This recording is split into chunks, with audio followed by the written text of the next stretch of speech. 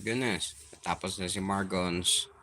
Then of course, continue to justify yung action ng TWP. Puking ina mo, Mike. Hindi yun ang istorya. No? Hindi yun ang istorya.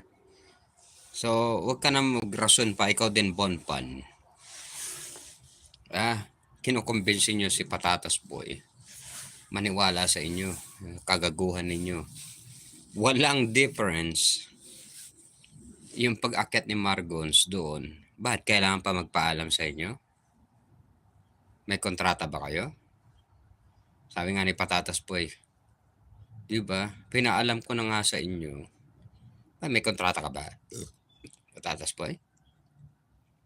Yung kaaway mo si Cynthia, di ba? Pilantod. Di ba? Yan ang kaaway mo. Alam mo yung purpose mo, di ba? So, no difference kung umakyat si Margons doon. Ba kailangan pa pala ni Margons na magkaroon ng authorization? Yun ba yun? Kailangan magpaalam muna sa grupo na hindi naman yung kagrupo? Yun ba yun?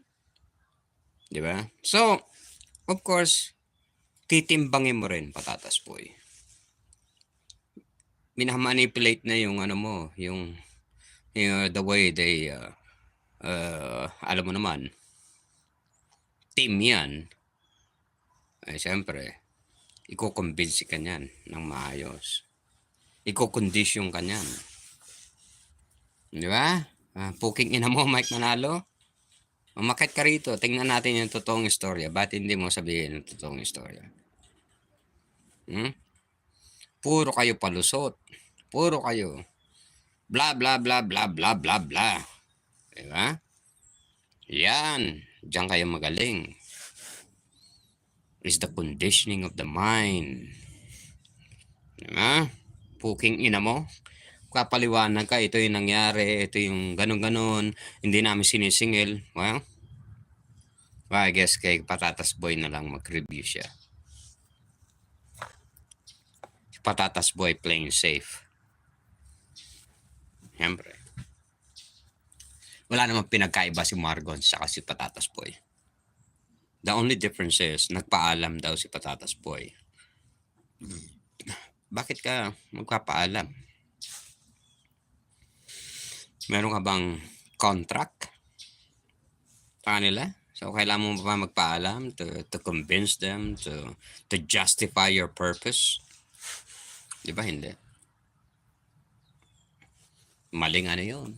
Ito putang ina mo, Mike Manalo. Gumagawa ka ng istorya na hindi dapat. Diba? Kasi, puking ina mo, kayong dalawang magkabit. Babalik ta rin nyo yung istorya. Diba? Kasi mga con artist kayo, mga puking ina nyo eh. Pinakikinggan ko kanina, yung pinapaliwanag nyo kay Patatas Boy.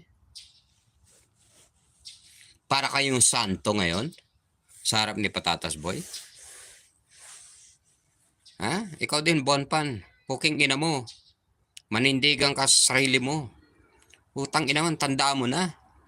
Hindi pa rin maayos yung pag-iisip mo. Playing safe ka pa rin. Panoorin nyo lang yung damo. Kasi hanggang dyan lang kayo eh. Yan, yung damo. Kasi hampas lupa kayo eh. Diba? Yan. Dapat sa inyo.